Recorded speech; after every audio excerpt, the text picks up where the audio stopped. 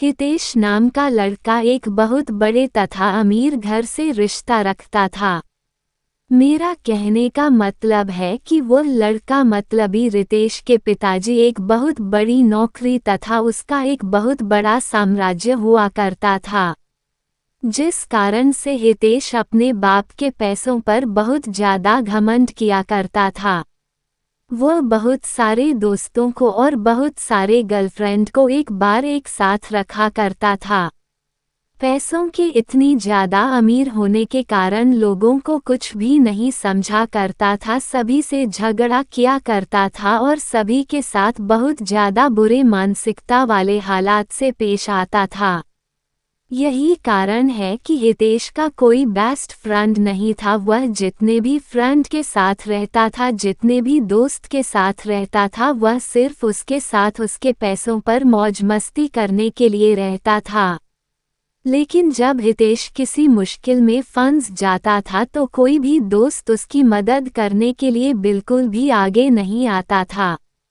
हितेश बहुत ज़्यादा अपने फ्रेंड तथा दोस्तों के साथ टूर करने के लिए बाहर देश जाया करता था, क्योंकि उनके पिताजी के पास इतनी ज़्यादा दौलत थी कि कितना भी हितेश का उस दौलत में से पैसा उड़ा दे उसका कम नहीं होने वाला था। इस कारण से हितेश उस दौलत को लेकर बहुत ज़्यादा घमंड किया करता था और हमेशा अपने दोस्तों को बहुत ज़्यादा पार्टी दिया करता था और फिर उसके साथ घूमने के लिए जाने के लिए कहा करता था। हितेश को लड़की की लत लग गई थी, वो लड़कियों के साथ बहुत ज़्यादा समझ किया करता था। ज़्यादा पैसा होने के कारण वह बहुत सारी लड़कियों के साथ घूमा करता था तथा बाहर डांस में जाकर लड़कियों के साथ बाहर डांस भी किया करता था। वह रिसोर्ट में जाकर लड़कियों को खाना खिलाता था और फिर घूमने के लिए टूर पर जाया करता था। Short romantic love story. एक दिन जब हुआ किसी कारण से अपनी छत पर टहल रहा था तो उसके घर के सामने एक छत पर एक कहां से और बहुत ज़्यादा खूबसूरत लड़की टहल रही थी। हितेश अपने पैसे के दम पर सोचा कि चाहे कोई भी लड़की हो, अगर हितेश एक बार इशारा कर देगा तो कोई भी लड़की उसके आगे अपनी एटीट्यूड को नहीं रखेगी। लेकिन वह एक अच्छे परिवार से बिलोंग करती थी। वो लड़की ऐसी वैसी लड़की नहीं थी जो किसी की पैसों को देखकर उनके साथ चला जाए। उस लड़की को हंसाने के लिए हितेश बहुत तरह से उसको लालच देने का प्रयास करता था, लेकिन वह लड़की ऐसी वैसी लड़की बिल्कुल भी नहीं थी कि किसी की बातों में आ जाए। हितेश चाहे जितने लोगों को, जितनी लड़कियों को उसके पास भेजता था बोलने के लिए, लेकिन वो लड़की बिल्कुल भी बात मानने के लिए तैयार नहीं थी।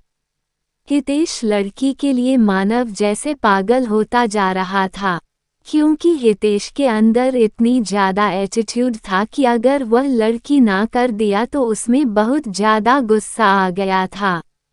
हितेश सोच रहा था जिस कारण से भी वो लड़की मना कर रही है, हम चाहे कितना भी पैसा उसे दे देना कि ना अपने साथ उसे घूमने पर मजबूर कर देंगे। एक भी नहीं पैसे किसी लड़की फ्रेंड को उसके घर भेजने के लिए कहती है, लेकर जाओ उस लड़की को बोलो कि जितना पैसा लेना है, जितना खाना है, जितना घूमना है मेरे से ले लो, लेकिन मेरे साथ घूमने के लिए तैयार हो जाओ।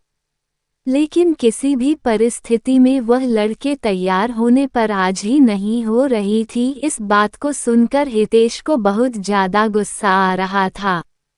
अब धीरे धीरे हितेश बिल्कुल भी बदलने लगा था। हितेश को उस लड़की के अलावा कोई भी लड़की नहीं दिखती थी। जितनी भी लड़की के साथ हितेश घुमा करता था, अब वो उन लड़कियों से बिल्कुल भी दूर हो चुका था। अब वह ज़्यादातर वक्त अपना घर में ही गुजारा करता था। जब वो लड़की अपनी छत पर आया करती है तो हितेश अपनी चाहत से उस लड़की को निहारने का प्रयास करता था, उसे मनाने का प्रयास भी करता था। लेकिन शायद उस लड़की को हितेश के बारे में पूरी जानकारी होगी, इसी कारण से वो लड़की हितेश के पास ना जाने के लिए बहुत सारे बहाना बनाया करते थे। उस लड़की के पिताजी एक सरकारी विभाग में कार्य कर रहे थे, जिसका ट्रांसफ़र होने के बाद वह हितेश के घर के पास वाले अपार्टमेंट में रहने के लिए आया था। वो लड़की दूर से आने के कारण उसका कोई दोस्त नहीं था। लड़की कहीं घूमने के लिए भी नहीं जाया करती थी, क्योंकि घूमने के लिए उसका कोई सहेली नहीं थी। नया होने के कारण वह अकेले घूम भी नहीं पा रहे थे। ऐसे तो वहाँ के ज़्यादातर लड़कियाँ अच्छे स्वभाव की नहीं थी, जिस कारण से उस लड़की को कोई भी सहेली पसंद नहीं आ रही थी। हितेश उस लड़की को हमेशा ही याद किया करता था, लेकिन ऐसा कुछ भी नहीं हुआ। कुछ भी ना बीत जाने के बाद वह लड़की अपने अपार्टमेंट को छोड़कर जाने ही वाली थी, क्योंकि उसके पिताजी एक सरकारी ऑफिसर थे और उसका ट्रांसफ़र 3 महीने में दूसरी जगह हो जाया करता था। जैसे ही उस शहर में उसे केदारी का 3 महीने गुजर गया, उसकी ट्रांसफ़र अब किसी दूसरे जगह हो गया था।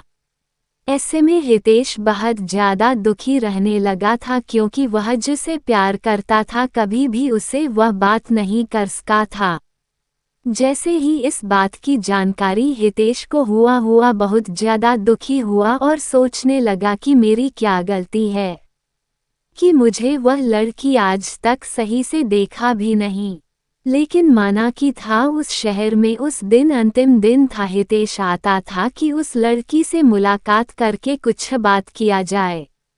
जब वह लड़की बाहर जा रही थी तो हितेश नहीं जा रहा था। जैसे ही लड़की देखा तो हितेश रुक गया। हुआ है, लड़की हितेश के पास जा पहुंची थी और हितेश को कह रहे थे कि मुझे आपसे कुछ बात करना है।